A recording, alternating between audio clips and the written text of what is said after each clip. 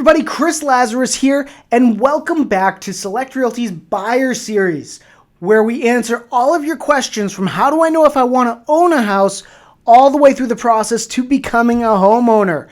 We're excited to have you, and today we're talking about writing an offer. So before we get started, go ahead and hit that subscribe button, ring the bell so you don't miss when we release another episode.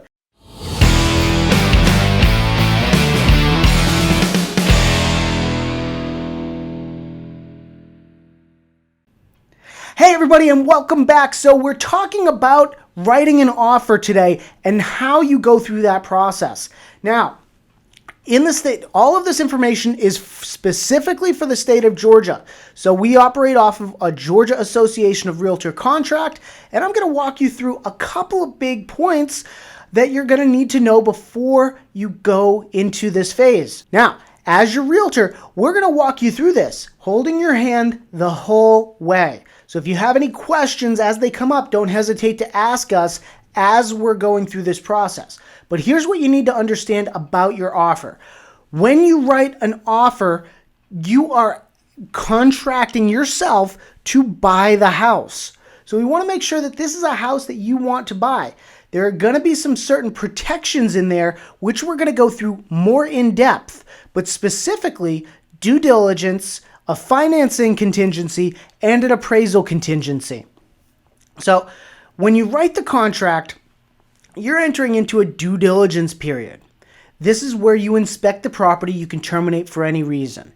After that, you'll have a financing contingency, which will protect you in the event that your financing is denied, and an appraisal contingency, which will make sure that the house appraises for at least your contract sales price. Those are your protections there. So you don't have to worry about what's going to happen initially.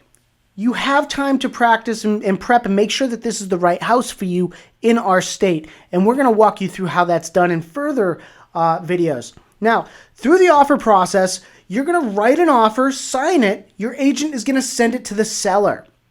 If the seller accepts your offer, great.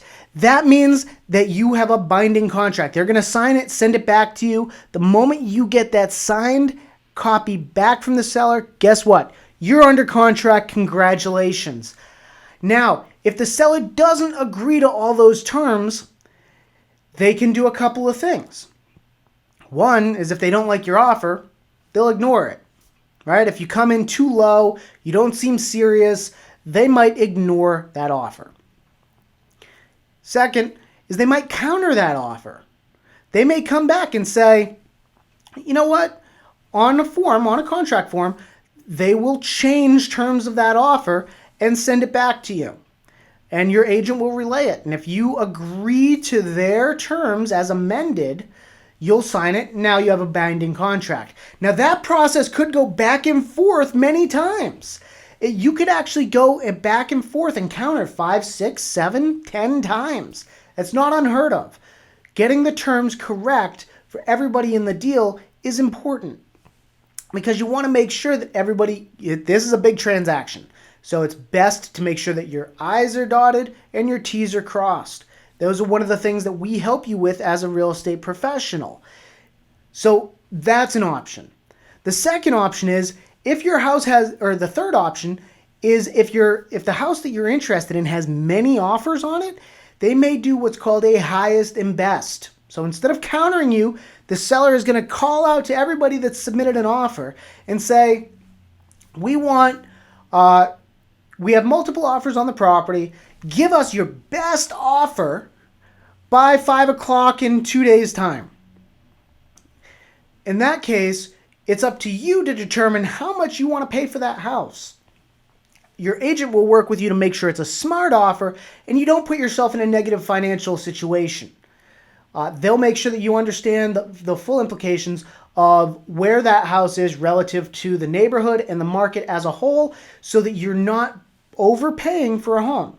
Now keep in mind, the house still has to appraise, but you still want to make sure that your contingencies and everything are in line. So you come back and you submit your best offer. A couple of things can happen. Either the seller is going to choose your offer or they're going to choose somebody else's. Or if they don't like any of the offers, they might come back and counter one or multiple.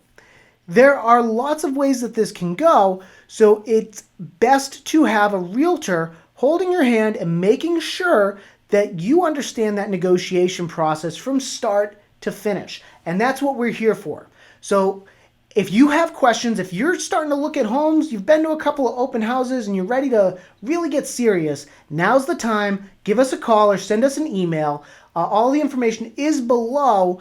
And please, again, make sure if you haven't already, hit subscribe because we're going to have a ton of really good information coming at you over the next few weeks. This series is 15 videos long, so please make sure you're paying attention. There's a lot of information we're covering. Have a great day, everybody, and we'll see you next week.